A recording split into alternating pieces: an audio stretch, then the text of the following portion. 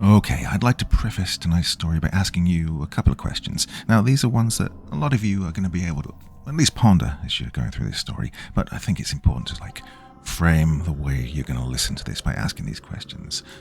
Okay, first up, have you ever been in a job that you didn't really enjoy, you thought it was beneath you, and you thought, well, life simply has to get better than this? Sounds pretty familiar, doesn't it? I've certainly been in one or two, and thankfully, it did get better for me, but at the time it was really frustrating. Now, a second question kind of related to that is, have you ever changed career and moved into something that has its benefits, but at the same time it's not quite as fulfilling as what you were doing before? Now, specifically, I'm thinking about those of you who've served time in the military and have moved on, and, well, you can see the benefits, but at the same time, maybe you miss it just a little bit. And I think, one more thing to talk about before we listen to this story is, of course, the age-old phrase, be careful what you wish for.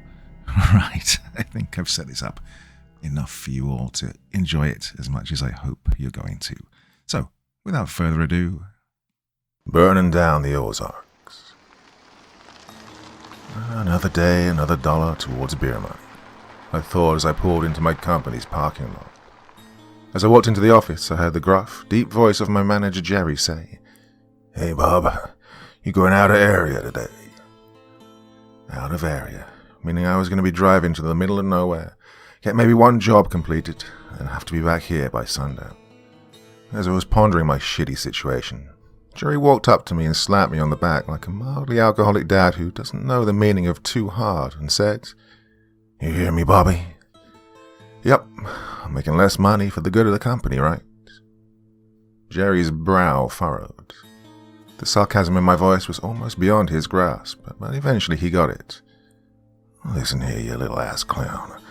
The company will pay you double for your gas. We'll take your drive into account for your bonus and give you free service for your truck. They treat us good if you do good by them." Jerry, a portly, balding, middle-aged middle manager, gave the same speech in the same tone to anyone who'd ever complained about doing anything extra. Of course, though, I had to ask him why the heck I had to do it today. "Because Roger," Jerry said, referring to the guy that worked the northernmost tip of our area, "decided that he hated you and called off this morning." "Yeah, but why am I the one who has to take his work?" I asked, mildly surprised of Jerry's own sarcasm. "Because I think you're a limp-dick asshole who needs to learn him some work ethic. Don't go talking about how you served in the Marines and you worked hard, blah, blah, blah. I fought in the Gulf under General H. Norman Schwarzkopf, and I know hard work. People like you turn the Corps into a bunch of pussies." Now, Jerry, if you didn't notice, was a Marine like myself, but he served in the Corps in the time before the pussy generation, as he so eloquently dubbed millennials. But to be honest, he was a warehouse manager, like he is now, while when I was in the Corps, I was busy dodging pissed-off Taliban snipers and IEDs, so screw him. Yeah, I know, Jerry, I'm a pussy because I actually wore my body armor, but anywho, before we start a dick measuring contest, where the hell am I going? I asked, trying to avoid our normal arguments. Jerry sighed and said, "Out in the Ozarks, near Grand Gap." Grand Gap. Literally a post office and a general store smack dab in the middle of a massive forest. This place is on a side road driveway that goes for about 2 miles off of AR-7. The customer needs 2 rooms done with a satellite dish set up. Jerry finished. He sounded like he may have felt bad because he knew how much I hate setting up those dishes. And on top of that, the chance of us actually getting a signal for the satellite was little to none. So, I'm driving 120 miles out to the mountains so I can tell some backwards inbred that he can't get his TV because of the trees. God, I must have been a murderer in a past life, man, I complained. And yes, Jerry, I friggin' know I'll be compensated regardless.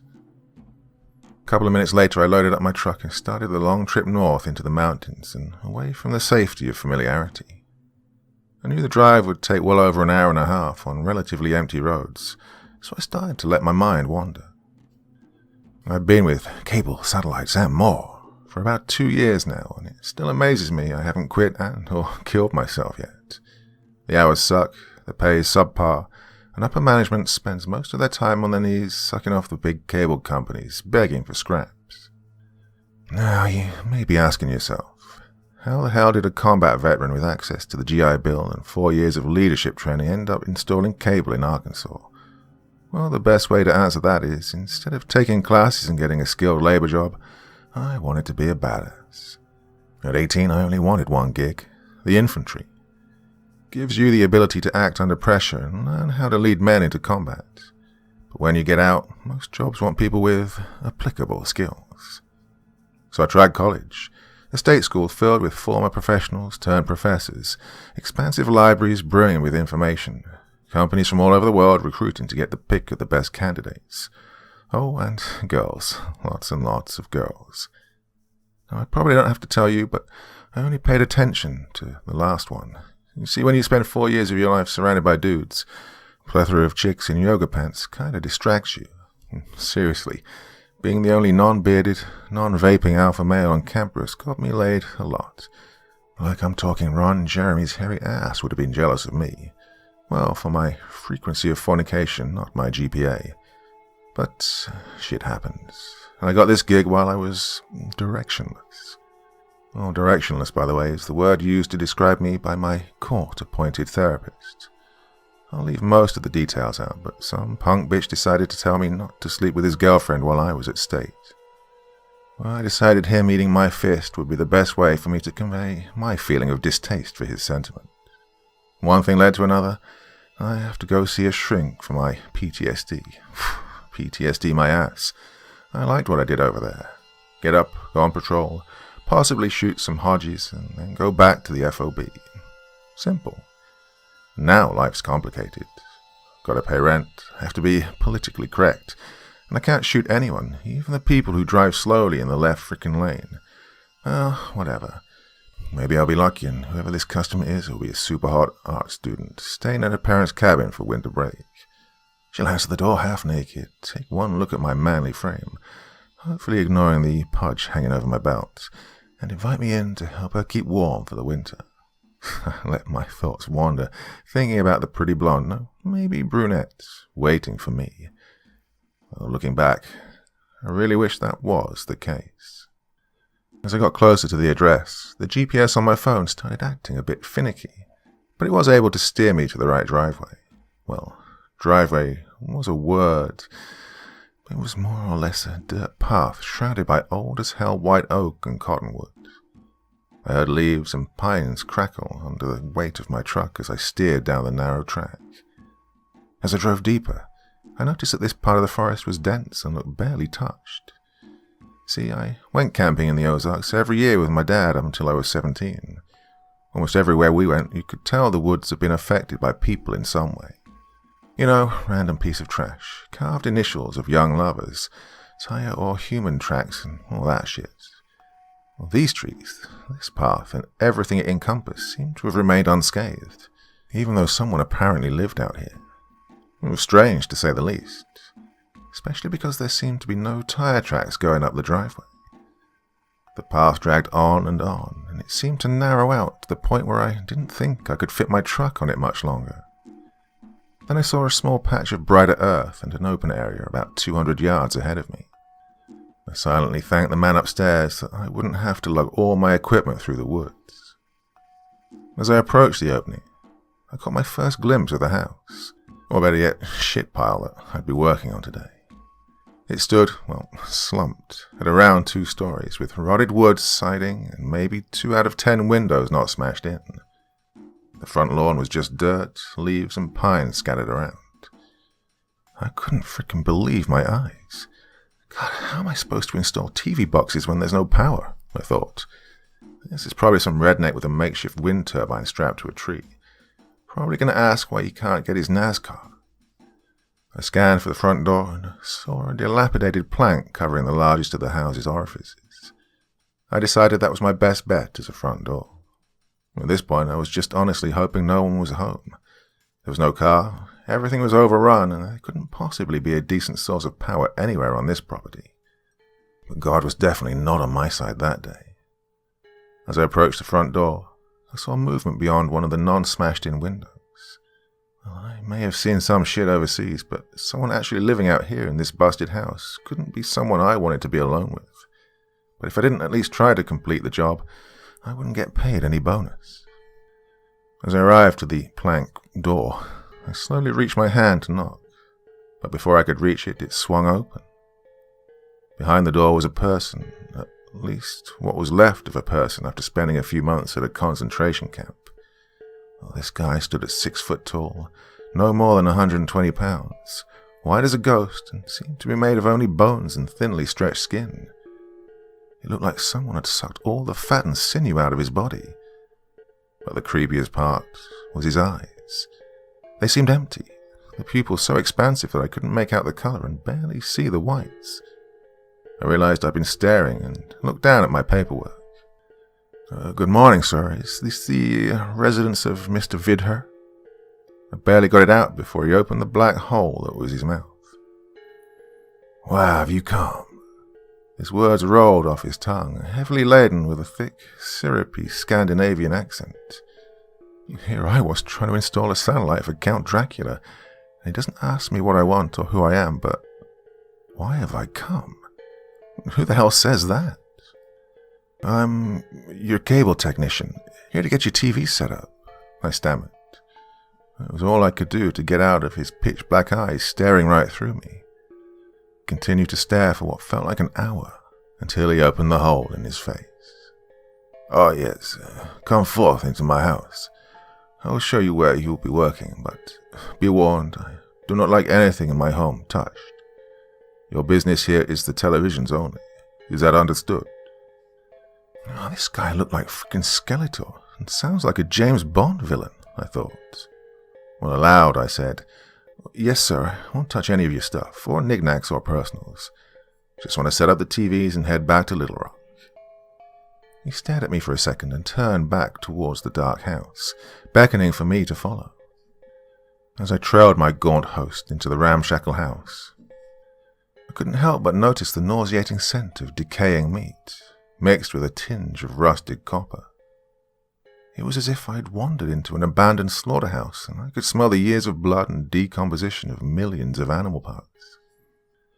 Oh, don't think like that, man. This guy's probably a hunter. Lives off the grid and finally decided he missed ESPN and called us up, I thought. But the smell wasn't the only off-putting characteristic of Mr. Vidher's home. It was the decor, or rather the lack thereof. The front door opened directly into what can barely be described as a living room. The only sign that an actual human lived here was a decrepit rocking chair that looked like it was the sole survivor of Dresden. The wood was badly scorched, and the only parts that weren't burned were heavily frayed. I felt like if I sat down in it, I'd be pulling 1,000 splinters out of my ass and wiping flecks of charred wood off my pants for eternity. I took my eyes off the chair and finally saw the TV I'd been connecting the receiver to. Now, I say TV sarcastically because I'm pretty sure the set I grew up with 29 years ago was more advanced. I saw that the ancient beast still had the original wood paneling and everything. I hope to God I had some sort of adapter in the truck, because no way I was telling Dr. Frankenstein I didn't have the parts. Now, this is the first television. It is a Zenith from 1949. I was told your company specialized in connecting New Age media to these types of TV sets. Am I correct? Mr. Vidher turned and looked at me with his empty eyes as he asked this. I should be. I can always figure it out, I lied. The oldest TV I'd set up was from the 90s. I am so screwed, I thought. I'm going to punch that punk bitch Roger in the frickin' throat as soon as I see him. Asshole better buy me a beer for calling out. Good. I would be very disappointed if I do not have my shows. Vidher, I think, smiled as he said this, and put an intense emphasis on very. He let me pause in the living room to assess the back of the TV. One look was all I needed. One look told me I was utterly fucked. This TV did not have a single connection I recognized. But I had an idea. The job description I'd received for Mr. Vidher stated he did not want satellite on the roof. He He wanted it on a pole, and from my experiences with these types of mounts, there is a high chance that this guy won't get a signal, or the ground ain't right for a mount. All I had to do was take my satellite reader and pretend there wasn't a trace of a signal. Oh, and I forgot to mention, explain to this guy he wasn't getting his shows until my manager came out and verified. Yeah, fuck it. Jerry can die for the company he loves. I'll get over it. As my spirit started to lighten and my mood turned from depressed and terrified to less depressed and slightly hopeful, my customer decided I was staring at his TV for too long. I'll lead you to the next TV. Hopefully this one will not take too long for you to study. He sounded pissed, so I gave him the go-ahead to bring me further into his creepy-ass house. So I saw the power outlet behind the TV, but no power lines to the house. Is there a generator connected somewhere? I had to ask because I didn't hear the loud hum of a generator, nor did I see any sign of power being run to the house. My host turned to look at me with his vacant eyes and hissed, "How my homework should not concern you." As he said this, I could see what little blood this guy had in his body rush up to his face. Well, he was angry and seemed barely able to contain it. He turned back around and started heading further and faster towards the back of the house. I was about to apologize as I fought to keep up with him, but something caught my eye. There was a picture on the wall, one of those old-timey portraits you see in people's grandparents' house. I could only get a quick look, but from what I could tell, even in black and white, one of the men in the portrait looked exactly like Mr. Vidher, like to a T. The only difference was the guy in the picture had normal eyes and didn't look so disproportionate. It couldn't be him. This picture had to be from the 1880s or something. Vidher stopped abruptly, before I could finish studying the picture, and pointed toward an open doorway to our right. He said, "This is where the last TV is, and it is exactly like the first one. Do you need to stare at it incessantly, or will the information I have given you be enough?" As he asked this, I could literally feel the sarcasm and frustration pouring out of him. Oh, what the fuck is this guy's problem? I thought. Then aloud I said, with a forced smile, "Just knowing the type and where it is will be enough for me." The weirdo seemed satisfied with my answer and took me a bit further to a back door, flanked by two more busted-out windows. He opened the door and walked through them to the backyard, which was as equally disheveled as the front. "Okay, sir. I know you want the satellite somewhere in the yard, so I'm going to go ahead and try and find a signal. I'll come knock on the door when I do." He looked at me and said, "I will stay outside. You seem young, and I generally do not trust the youth." Well, how the fuck are you supposed to respond to that? I looked over at Mr. Creepy and said, "Okay, well, it's kind of boring, but feel free to watch." No other way to follow someone telling you he doesn't trust you. Well, who could blame him? I was planning on saying there was no signal, even if there was one, and going home. As I started wandering around the yard, hitting random buttons on my signal finder to further help my goal of pretending to find a signal, I was able to take in more of my host. His eyes and ugly-ass face kept me from looking at what he was wearing. His clothing looked as worn as he did. His long black coat was covered in Irish pennants, and his white button-up shirt was slathered in old stains. Geez, this guy really is all kinds of fucked up, I thought. As I was wandering around the yard, I also noticed something else that was a bit suspect. Every 3 to 5 yards or so, there seemed to be little holes recently covered up. It was like he was planting a garden, or maybe some trees. Well, I would have asked, but he was clearly not much of a conversationalist. After about 10 minutes of drifting around and hitting random buttons, my host's eyes never left me, I decided it was now or never to tell him I had no signal. "Sir, I hate to say this, but due to the trees in the area, I have no line to your provider's satellite. Well, to me, the only option will be to remove some of the foliage." I was barely able to finish before the anger flashed in his big dead eyes and the blood rushed to his face again. "You will not touch any of my trees. They are precious to me." As he screamed this, he closed the 10-yard gap between us in 3 steps. "And you will give me my shows." He was so close to me by this point that the lifeless holes on his face were mere centimeters away. Okay, this was my final freaking straw with this goddamn psycho. But alas, I'd lose my gig if I blew up on one more customer. I took a deep breath and said in my best customer service voice, "I understand you're upset, sir. I think the best way to resolve this dilemma is to try and get my manager out here." Well, to myself, I thought, fuck Jerry, let's see how tough his old core is when he meets this crazy mother. As I said this, Vidher seemed to settle down and the blood stopped pooling in his face. "Very well, but you must know I care very deeply about my forest. You mustn't harm it in any way," he said, still containing a hint of his anger. "What needs to be done next?" "Well, I need to go get the proper forms for you to sign, and then we can go ahead and call Jerry, my manager. Don't worry about the trees, we won't touch them," I said, trying not to smirk. "Is this Jerry as insolent as you, and as uncaring about my forest?" he asked with heavy disdain. I looked up at him, trying with all my might not to look pissed, and said, only slightly sarcastically I might add, "Well, not at all. He's a perfect gentleman and he loves trees. I mean, the guy has at least 12 in his backyard." Somehow this satisfied the tree-loving psycho. "Okay, well, I'm going to run over to my truck and get the forms. Want to meet me inside?" I asked, hoping he'd say no and I wouldn't have to go back into that terrifying place. "No, I'll be out here waiting."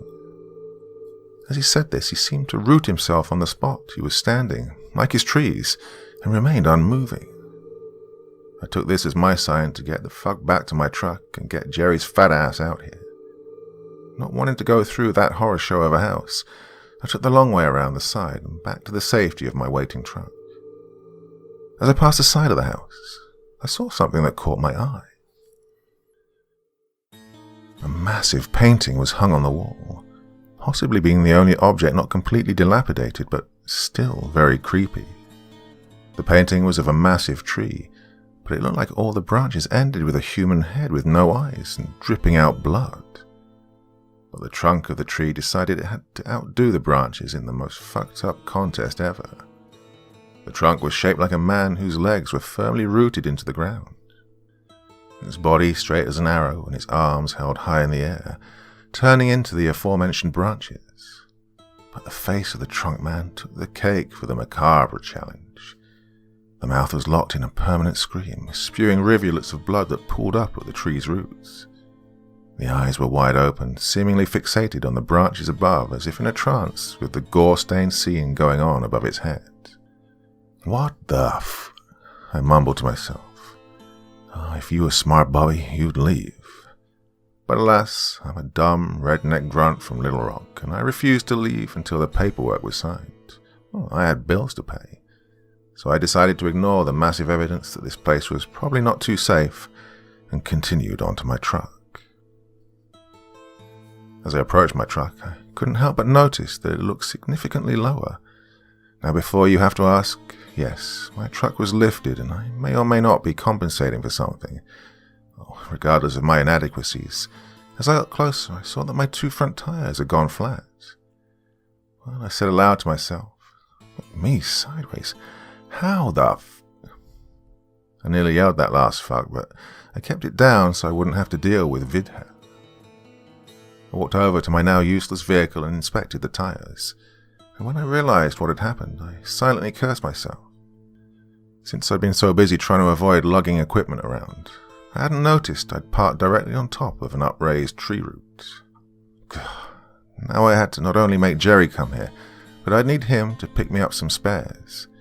He was going to be pissed. I took one more look at the depressing sight that was my lifted 24-inch custom tires and opened the front cab. I started fumbling around with my little folder filled with different paperwork until I found the right documents. Thankfully, I had one copy left. First good news of the frickin' day. The shitty part of the no-signal process is that you need the customer to verbally confirm with the manager that they want the site issue confirmed. Don't ask me why, probably some legal bullshit. Well, as I started making my way back to the yard, this time I took the site that didn't have the creepy-ass painting on it. As I arrived again to the backyard, I couldn't help but notice the absence of Mr. Vidher. "Oh, shit," I muttered to myself. I headed towards where he was last standing. Well, maybe he was taking a leak behind one of his precious trees, and God knows there was no plumbing in that horror house. I made my way towards the end of the yard, carefully avoiding the little mounds, and started scanning the tree line. After about 30 seconds, I started to turn away and make the walk to the front door, hoping that he didn't want me to come inside. But as I was turning, I caught a glimpse of something black billowing about 100 yards away in the woods. I moved in a bit closer and further away from the house and could sort of make out the object.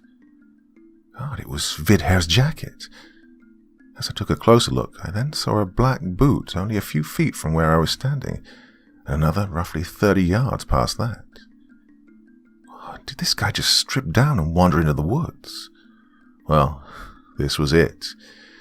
The weirdest freaking day of my life. Now, you may be thinking, why didn't I book it and flag down the first car I saw and get the hell out of Dodge? Well, the answer is, I'm an idiot, and I'm curious by nature. Also, I couldn't just leave a job. It would apparently jeopardize the trust between my small company and the big ones we contract for. My next step would be to call Jerry and figure out what the hell I need to do. I pulled up my phone and hit Jerry's number.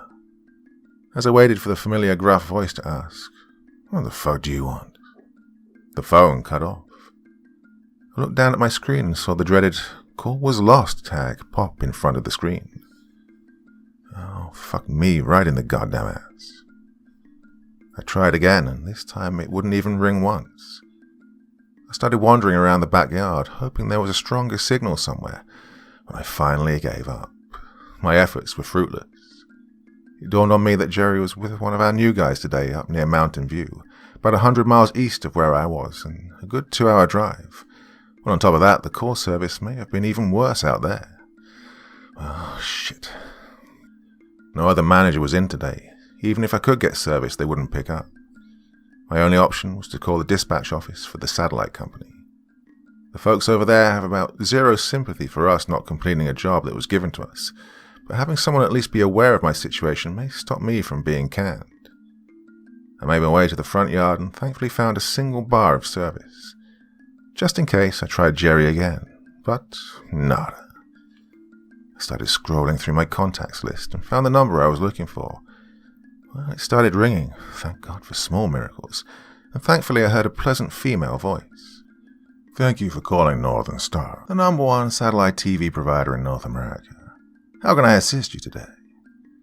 Wow, all this time saying I got someone to call and I had no idea what to tell them exactly. Yeah, hi, I'm a contractor out of Little Rock, and I have a bit of an issue with my current appointment. I waited for a moment and I heard the lady sigh and say in an annoyed voice, "Have you tried calling your manager?" Oh, these frickin' heartless bastards. I needed a small amount of assistance, but it was too much of a frickin' problem to take a call. SOP dictates you speak to your manager before calling us. Well, I've heard that 150 times. I wanted to say, "Yeah, bitch, here's no service. I better got this call going." But instead I tried a more diplomatic approach. "I apologize. I know this isn't standard, but I can't reach my boss. He's out of service." I waited, praying she'd have some sympathy in her heart. "Okay, sir, I'll transfer you to our area dispatcher. Prepare to hold." And like that, I was sitting there in the middle of nowhere listening to the soft melodies of Loggins and Messina while I waited for the dispatcher. The music abruptly stopped, and I heard an equally pleasant, yet male voice on the other end. "Hey, this is Jack. Heard you got a problem out there in Little Rock." Thank God this guy wasn't a dick. "Hey, Jack, I got some weird stuff going on out here, and I'm definitely nowhere near Little Rock. I'm in the Ozarks, deep down in some backwoods, stuck with an MIA customer," I blurted out. "Oh, shit, yeah, the job number. Here it is, 306742. I heard Jack typing away at his keyboard, and a few mouse clicks later he said, "Okay, Mr. Vidher. Oh yeah, he's totally out of your work area. How'd you end up out there?" Freaking call out, man," I said, realizing these phone calls may be monitored and I should ease up on the cussing. "Okay, so you said he is MIA, like he isn't at home?" No, Jack, I went to my truck to grab some stuff. Stuff. And I came back and this guy was just gone. Weirdest part, though, I saw a trail of his clothes leading out into the forest. Like, his clothes? Yeah, man, his clothes. Well, from what I could see, it was his jacket and both his boots. Even I was starting to think this was made up. There was no way this guy believed me. Well, I'm looking through all my notes here, and there's not a single SOP explaining what to do if a customer wanders off into the woods. But I'm pulling up some satellite images of the area, and I do see a small pond formation about a half-kilometer from his house. Maybe he went swimming. And as he said this, I could hear him stifling his laughter. Look, yeah, I know this sounds crazy. There's this whole bunch of creepy-ass stuff going on around here. This guy's terrifying looking. The house is barren except for an almost 70-year-old Zenith and a rusty-ass rocking chair, and not to mention this painting, I replied, hearing the frustration in my own voice. Painting? Jack asked, either moved by my tirade or trying to avoid a confrontation with a crazy person. Well, I couldn't tell, but he definitely sounded less light-hearted. After he asked this, I gave him a brief description of the picture I'd seen, what the guy looked like, and even the weird little mounds, and for a fleeting moment, he was silent.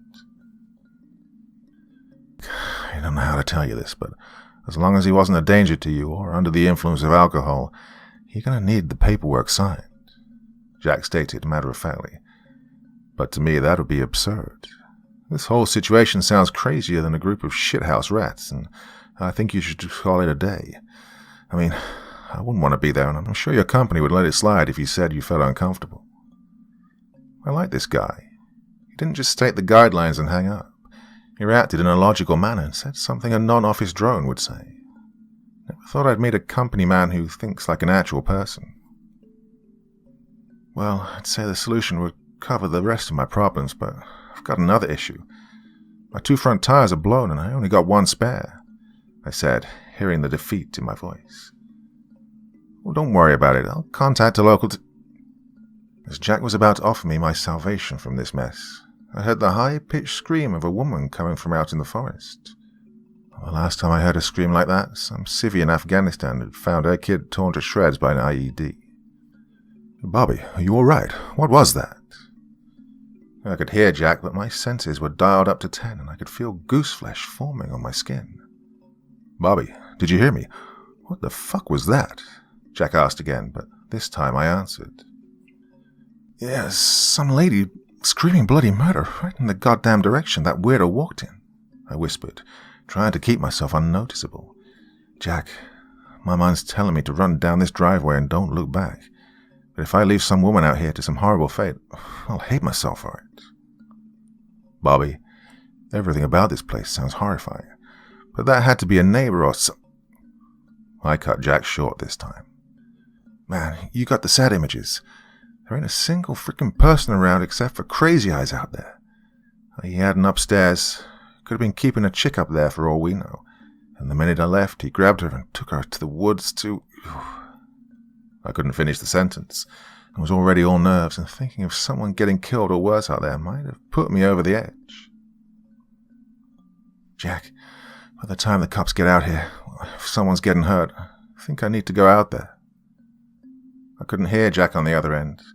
He was contemplating what I just said. Look, if you're dead set on wandering off into the woods and confronting whatever's out there, go grab your Bluetooth and bring me along for the ride. I'll try to call the local PD on the other line, Jack said. Well, I honestly thought he would at least try to stop me. Okay, Jack, I will. Let me get some stuff from my truck, I responded, thankful I wouldn't be fully alone. I made my way again to my truck and reached under the seat to grab my piece. Well, call me a bandwagoner, but I do love me a Glock. I put the gun in the front seat and put my Bluetooth in my ear. Jack, you hear me? I asked.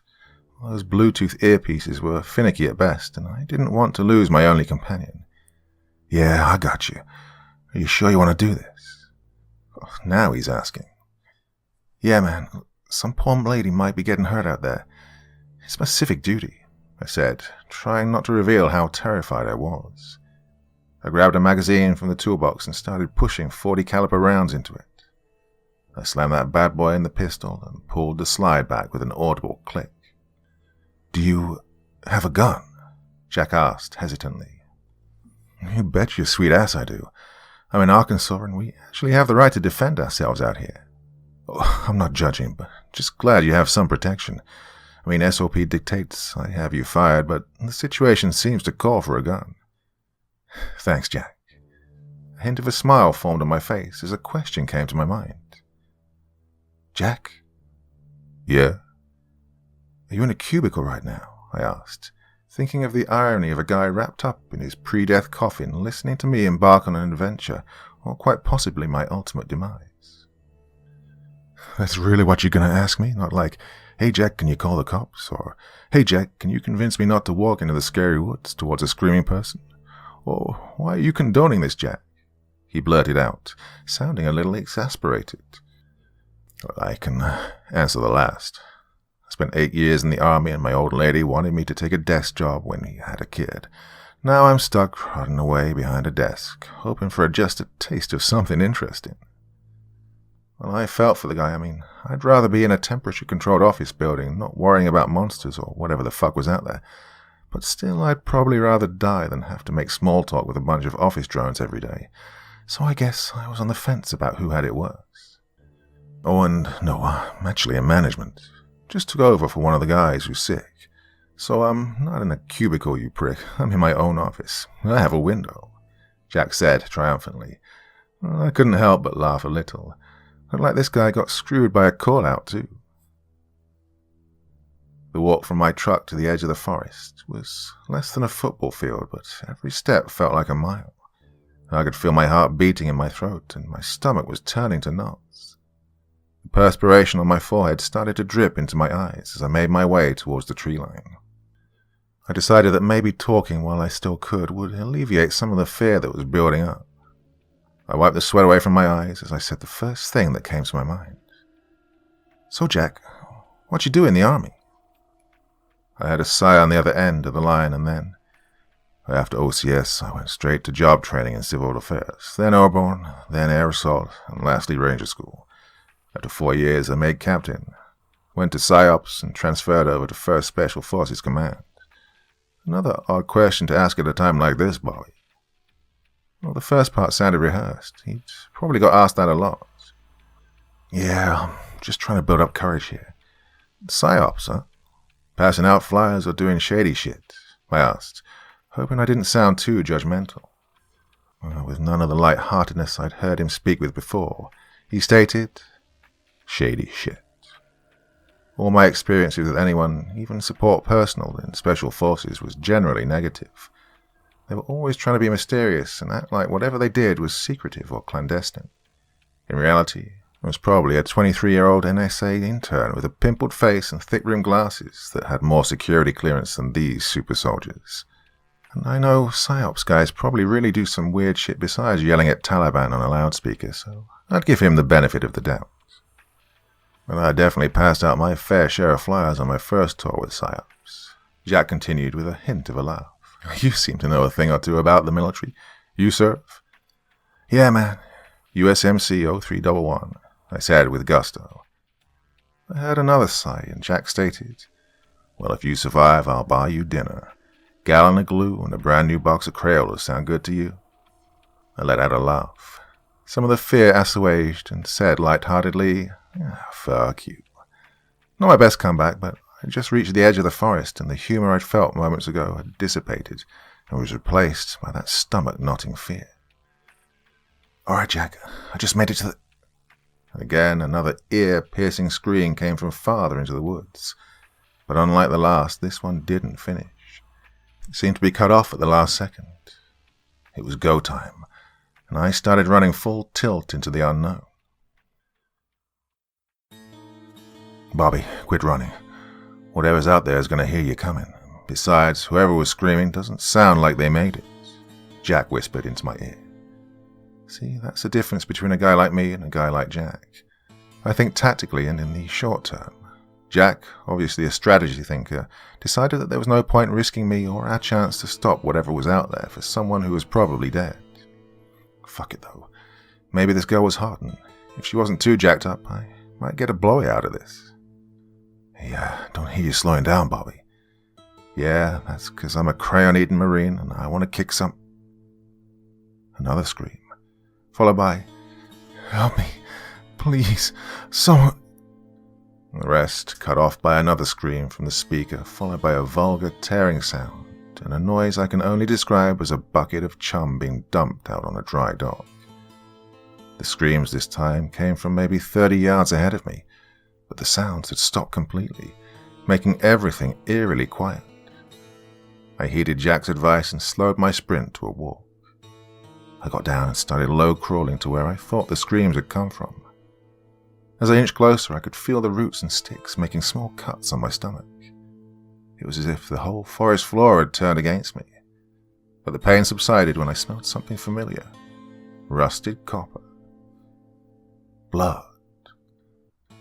I saw a large tree in my path and could make out a clearing beyond its massive base. I inched behind the tree and took a quick glance into the clearing. I felt bile reach the back of my throat. Vidher had his back to me as he was lifting up an axe and bringing it down on the body of a rather rotund and definitely dead woman. I guess you're never too fat to be kidnapped.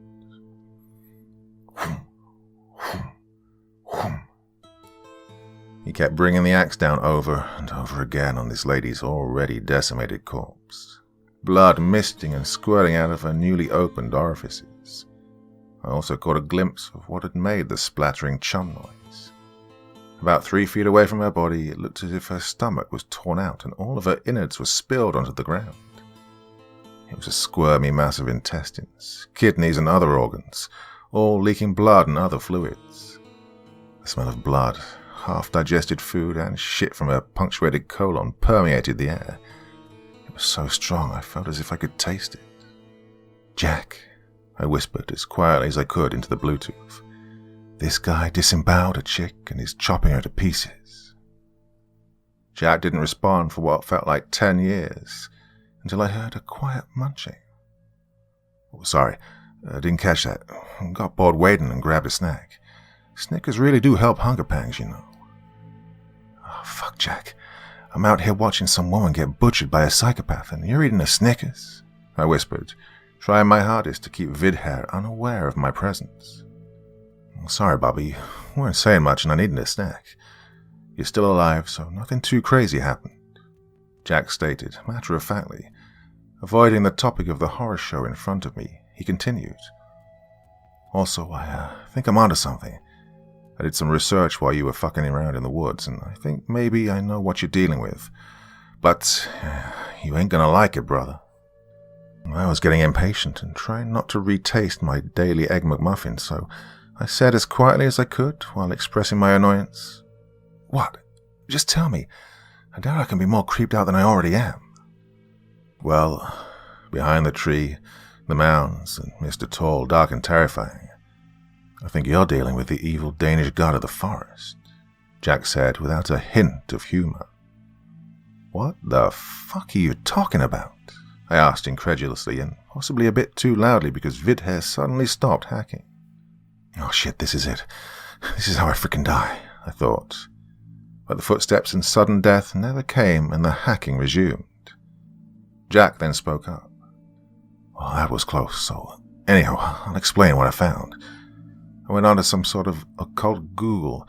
Never seen this search engine before. And basically, you type in a description of a monster or whatever shit you're dealing with, and it tells you what it is.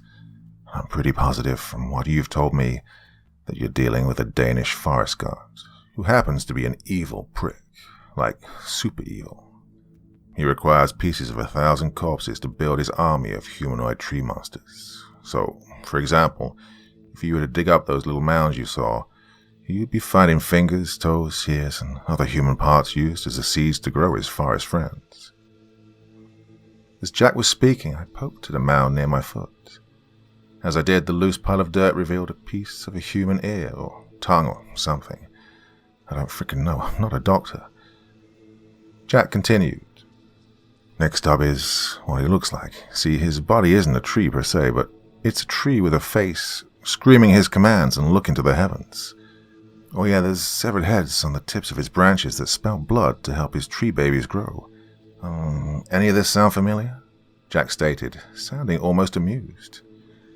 Sick fuck, I thought. Aloud, I whispered. So Vidher is some sort of nut serial killer trying to complete his masterpiece of a god he worships. After asking, I took another peek around the tree and saw Vidher bend over and pick up the lady's head.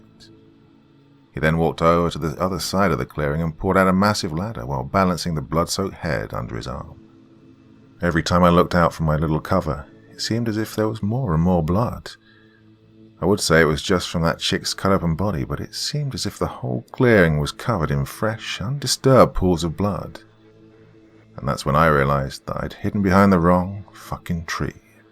I looked up and saw the backs of hundreds of severed heads. If I hadn't seen that painting, I would have thought they looked like coconuts, but I knew better. And as to solidify that what I was seeing was real, a huge glob of blood spewed out of one of the heads and landed in the clearing with an audible splat. So here I was in the middle of the Ozarks, leaning against some crazy effigy of a forgotten god with a psycho no more than 15 feet away from me lugging around a head. And this is definitely within the top 5 of the worst positions I've ever been in. Jack then spoke up on the headset. Hey, so here's something else in case your day wasn't already ruined. Apparently, Burstuk, that's the god by the way, has a sidekick that he grants immortality to for their service. The servant is described as being of great height, little girth, and eyes as black as coal. That describes Vidher, right? I swear Jack sounded almost excited about all of this. I took a quick glimpse into the clearing, and Vidher was failing at his balancing act and trying with great intensity to grasp both the ladder and the head. I took his moment of distraction and slowly made my way back towards where I'd come from and to get to a safer vantage point. Jack, I made it back about 20 yards. Can you do me a favor and call the cops? I don't think I can do much more for that lady, I whispered, still trying to keep quiet. Yeah, I'm just gonna further ruin your day. I've tried about 5 times. Each time I try reaching the town you're in, the call goes dead. I tried calling the police out here in Manhattan to see if they could do anything. Well, they laughed and told me they can't do much for someone in the middle of the Ozarks. I think you may be on your own. Well, except for me, buddy. Hey, if it's any consolation and you get killed by a crazy devil worshipper or his pet tree god, well, I'll avenge you. Okay, Jack was either the calmest mother in the world, or he was truly enjoying all of this. So what the hell should I do, Jack? And why the fuck are you so calm? Jack took a deep breath and spoke calmly, almost coldly. Put 2 rounds in his chest and 1 in his head. I highly doubt this guy or his tree are actually anything supernatural. Just a nut job who is obsessed with Danish folklore. And to answer your question, I spent a large amount of my life fighting some of the most violent, despicable terrorists on the planet. Some lady getting her guts spilled out and a skinny weirdo serial killer cutting people's heads off isn't too far from the shit I've seen. Damn, this dude is hard, I thought. Probably the best dispatcher I could have had today. Aloud, I asked. Okay, but what if they're... well, they are, supernatural. Once again, in that cold voice, Jack spoke up. As per the article on these guys, you'll need to set aflame the old god Burstuk, and the servant will again be mortal. So set Burstuk on fire before he comes alive and then shoot Vidher. Easy peasy. Damn, I bet this gung-ho-ass army man wouldn't be so tough if he were here facing this thing alone. But he sounds confident. I gotta have some faith, I thought. I closed my eyes and kept my back to my new cover. You gonna do this, kid? Just go up there, tell him to freeze, put a few rounds in him, and when the cops finally show up, just say he charged you. Oh yeah, I should mention this call isn't being monitored, and you probably shouldn't mention parts of this conversation happening, Jack said. Okay, I'm ready to put this asshole down and get the hell out of here, I said, hoping I sounded less terrified than I felt. You got this, buddy, Jack said, trying to motivate me. I started back towards the clearing with the nightmarish theme and a rotting pile of innards as quietly as I could. As I got closer, I could see Vidher on his ladder, fumbling to place the head on top of a branch. If it wasn't so horrifying to look at, you'd think he was just an ordinary guy putzing around in his backyard, not a sociopath burying and hanging parts of desecrated corpses. I gathered up what was of my shot nerves and bellowed, Hey, dickbag. Vidher turned his head toward me as I snuck up behind him. Get down off the ladder, slowly. Once you hit the ground, turn around and put your hands up. I felt and sounded like a testosterone-fueled cop. It was almost as cool as being a testosterone-fueled Marine, but instead of listening to me, Vidher hopped down off the ladder and turned to face me. With a devilish sneer, he said, "Is my TV ready, cable boy?" He laughed at my perplexed look. "What? You think I should fear you and your mortal weapons?" As he was speaking, he started toward the axe that was resting between us. Lord Burstook granted me the gift of an unending life as long as I facilitated his rebirth in our world and assisted him in becoming the ruler of the forests once more. He was no less than 5 feet from the axe when I yelled, "I'm warning you, nutjob. Do not take one more step. I will fucking spray your goddamn tree puppet with your fucking brain matter." In my ear, Jack shouted, "Nice line. Where'd you hear that, a movie?" Ignoring the psycho in my ear canal and keeping focus on the psycho reaching for the axe in front of me, I took a few steps back so as to avoid any axe swings if Vidher reached for it. "You are a fool, boy. I've been rebuilding the Garden of Burstook for over a century. Many mortals have tried to stop me, but their bodies and their glorious life's blood belong to my lord, and soon Burstook's revival will be completed. But you will never bask in the glory of my lord, for I shall bring down his justice and let his children bathe in your blood." As he said this, he charged forward, reaching for the axe. I warned him not to move, but he made his choice. I felt the welcome feeling of the gun recoiling in my hand and the vibrations it sent up my arm. Well, my aim was a bit off, but all 3 rounds found a home. The first 2 ripped into his stomach, filling the already stinking clearing with the smelling of rotting meat and fecal stew, and the third snapped his head back as it buried its way between those black-as-night eyes, fulfilling my promise of spraying his precious tree with his brain matter and skull fragments. Vidher crumbled in a heap on the ground, adjacent to the leftover pieces of the girl he'd butchered earlier. I heard the crackling on the Bluetooth. "Is he dead?" Jack asked, again with that ice-cold voice he'd donned when he was talking about taking lives and stacking bodies. Well, I was pretty sure, but I started walking over to make certain I'd be facing manslaughter charges in my near future. I was a foot away when Vidher's hand bolted out and grabbed my ankle. Pain shot up my leg. His grip was like a bear trap. I put 2 more rounds in his skull, which caused his head to once again violently flail backwards, smashing into the ground. But his fucking hand stood strong. I reached down and grabbed the axe and took a powerful downward swing, severing his bony appendage and releasing the pressure on my ankle.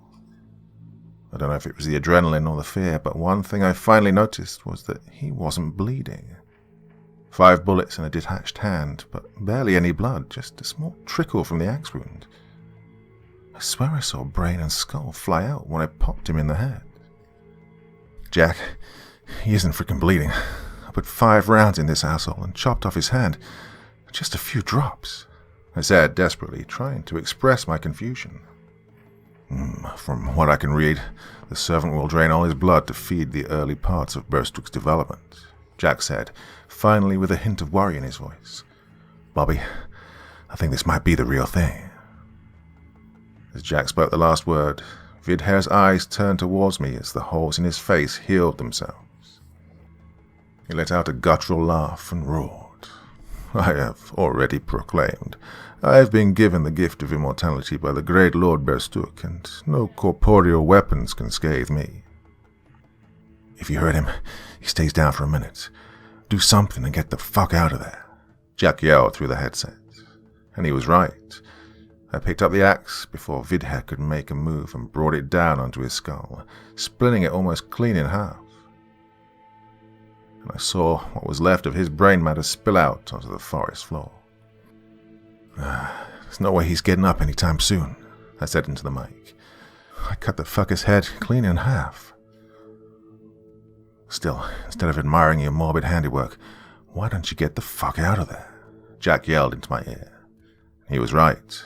I started booking it through the woods, hopefully towards my truck and the large can of gasoline I keep in the bed.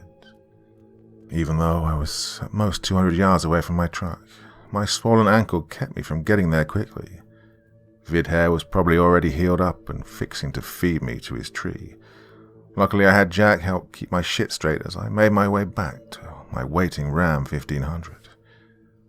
When I made it into the yard, I went around the side with the painting and made sure to give Burstuk the bird and said, "I'm going to burn you down, motherfucker, and all your little tree babies. Oh, and your servant Vidher. I'm going to gut him slow. Just you wait, bitch." "Talking to a painting, Bobby?" Jack chirped in my ear. "You may need some therapy when this is all said and done." "Way ahead of you. Apparently I have PTSD, I responded. Don't we all?" Jack said with a bit of humor in his voice once again. While we were talking, I made it back to the Ram and started sifting through all my junk looking for my gas can. "Found it," I said triumphantly. "And my lucky lighter's in the dash. Jack, I may not die today." "Oh, you should set your standards a bit higher. Let's hold off from celebrating until you ice the tree monster in his psychic. Heard?" Jack asked. "Heard," I responded, slightly annoyed he wouldn't let me have at least a second to chill. But I grinned to myself as I pulled out the naked woman-shaped lighter I'd had since I was 18. It was the last birthday gift I'd gotten from my pops. Yeah, he was that kind of guy that brought his son a tick-covered lighter that had nipples that glowed in the dark. I love my pops. "All right, Jack. I'm taking the long walk back. Hopefully I don't run into Vidher." "If you do, just put a few bullets in him and keep moving," Jack said, back with that frigid voice of his. I started my way back towards that god-awful scene in the woods, doing my best to remain quiet and unseen. The pain in my ankle subsided, or my mind had given up on trying to tell me to lay off it for a while, so I was able to move a bit quicker. My ultimate goal was to get back there and find Vidher, still split open like a piñata. I made it to about 10 feet out when I saw a familiar, semi-nude man standing in the clearing, as if he was waiting for me.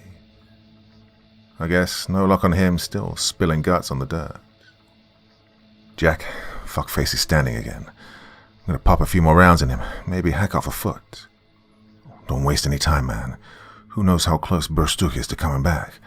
Put a round in Vidher's skull and set that fucking tree on fire," Jack commanded. He was right. I charged forward, and before Vidher could react, I placed another round between that little shit's eyes. He crumpled back to the ground, and just for shits and giggles, I grabbed the axe and swung it right back into his skull. I turned around to face the nightmare tree and tried to figure out how to go out burning down this monster. "Bobby, from what I can tell, all you gotta do is set the trunk on fire. That should take care of it," Jack instructed from the headset. Also, it says something in the article you should probably hear. "Do not speak to the old god because he can and will bend you to his purpose. So don't talk to the tree." Oh, great. I'm gonna get Jedi mindfuck from a talking tree. Can't wait to tell my shrink. And that's when I first saw this thing's face. It was just like the painting, but more expressive, angrier. I started pouring the gas on the base of the tree trunk, which added another wonderful smell to this already shit and death-filled clearing. As I poured the last of the gas onto Burstuk, he decided then he was going to speak up. "Hello, Robert." His voice sounded like Barry White after a bout of laryngitis. "Why do you attack me? Why have you hurt my faithful servant? We mean you no harm. All we want is to bless the world with my glory." I looked at the old god's face while he was talking, but not once did I see his mouth move. It was as if he was speaking into my mind. "Don't talk to him, Bobby. Just light him up and go home," I thought. And then his voice spoke up again. "Robert, you have accomplished nothing since leaving your warrior class. I can grant you immortality and a life of bliss. New woman every day. Your coffers filled with limitless gold and power over all other men. Take my root and drink deeply from my life's blood, and your every desire will be fulfilled." As he said this, a spigot formed on his trunk directly in front of my face. "Jack, the tree's talking," I mumbled. "Don't listen, Bobby," Jack yelled from the headset. "He's just distracting you. He doesn't need 2 slaves. Think about it." As Jack was yelling, I felt myself drawn to the spigot-shaped root protruding from Berstook's body. "Fight it, Bobby. Don't be a goddamn window licker." For some reason, being accused of licking windows pulled me back to reality, and it was almost too late. Vidher was sneaking up behind me with the same axe I'd spilt his skull with twice. At the last second, I dodged his swing by jumping backwards into Berstook as I felt the axe swipe past my face. As I dodged the attack, I dropped my lighter into a tangle of Berstook's roots. I was able to lift up my .40 and pull the trigger 4 times, but only 3 rounds came out of the barrel. The last got jammed in the chamber. I watched as one of the bullets struck right where his heart should be, but this time Vidher didn't even go down. He stumbled slightly and moved closer, laughing maniacally the whole time. "Fool, Berstook is close to being completed, and his power has fueled me to unprecedented strengths. Now be still and I will end this quick," Vidher proclaimed. "Okay, then do me a favor and answer 2 questions, and I won't fight anymore," I said in my most defeated voice. Vidher seemed to ignore my request until... "Let him speak, my faithful servant," Berstook boomed. "His weapon has ceased to be useful and can do us no harm. His begging for life will amuse me." I heard in my ear. "What are you doing? Run, he can't be that fast," Jack begged. Ignoring Jack, I got onto my knees and discreetly grabbed my lighter while feigning injury. "Dying on your knees, how pathetic," Vidher mocked. "Ask your questions and be done with it." I looked Vidher in his dead eyes and asked, "Why would you ever let me distract you?" As I asked Vidher this question, I hit the starter on my Pop's old lighter and dove forward as I felt my ass being scorched from the burning gasoline flames. An unholy scream erupted in my head, causing my ears to ache and my head to spin. "I will tear you limb from limb. I will come back and take your head as my first Berstook couldn't finish his sentence because the flames had reached his face. I saw as the bark that was his flesh charred and burned whole while he was screaming in my head. I was able to shake off the shock and turn my attention back to Vidher. Hopefully he was no longer immortal. He just stood there, staring at his master with tears welling up in his eyes. "Why have you done this? You could have been a part of the great Lord Berstook, but you have slain him," Vidher cried. "My last act as his servant will be to avenge him and take the life of..." Before I let this asshole finish his sentence, I unjammed my Glock and shot him in the stomach, just so I get the chance to watch him die slowly.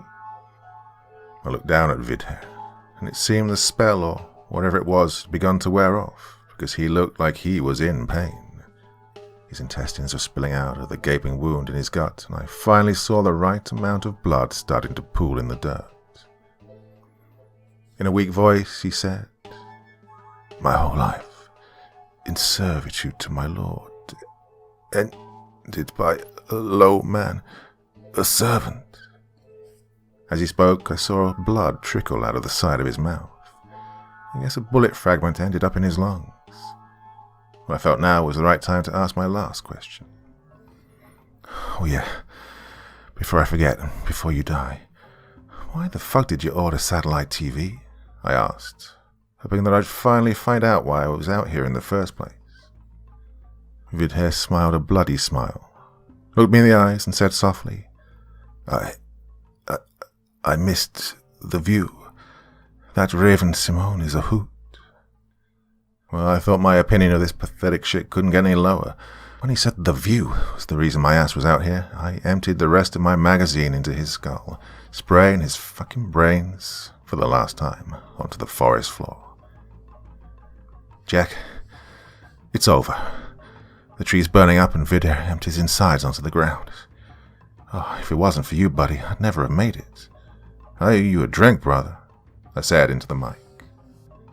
So, an ancient deity and his undying sycophant killed by an outer-shaped former Marine turned cable technician. Who the hell would have thought? Jack said. "I'm glad you're okay, buddy, but looks like the local PD finally noticed. They gave me a holler on the other line. That freaking chief of police gave me a serious tongue lashing, yelling about the crazy nut blasting off rounds in the woods. Fuck. I'm about 85% positive I just saved the world, and I'm probably going to be arrested for murder, I complains. Well, if it makes you feel better, I'll probably get popped for helping your ass out. So, want to be prison roomies? Jack asked, with a hint of humor. I grunted in response as I heard the distant sirens. Ah, well, at least I won't have to install cable anymore.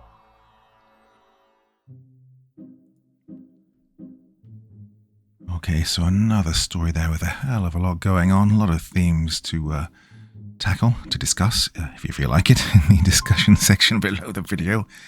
Please do. I always enjoy a good chatter, and I love reading your comments, so please do leave a comment if you have anything to say. Well, as I said, there's a lot of themes going on there. We have disillusionment with life and existential dread. Of course, we have the mundane versus the extraordinary, the perils of complacency and bureaucracy, the nature of good and evil. We even have the juxtaposition of military experience with civilian life. And of course, there's friendship and camaraderie. Lots of stuff going on in that video, so if any of those themes sort of stick out to you as you were listening and you want to make a comment, I would love it, and I will do my best to reply to as many comments as I possibly can. That's an old classic, award-winning story there from the Creepypasta wiki. A favourite of mine, to be honest with you, and I hope you enjoyed it as much as I did reading it for you. Well, that is it for this evening. I will be back again with another podcast over on my second channel tomorrow night. Back again here on Friday. Till the next time, my dear friends, you all sleep well out there. Remember, it's just a story.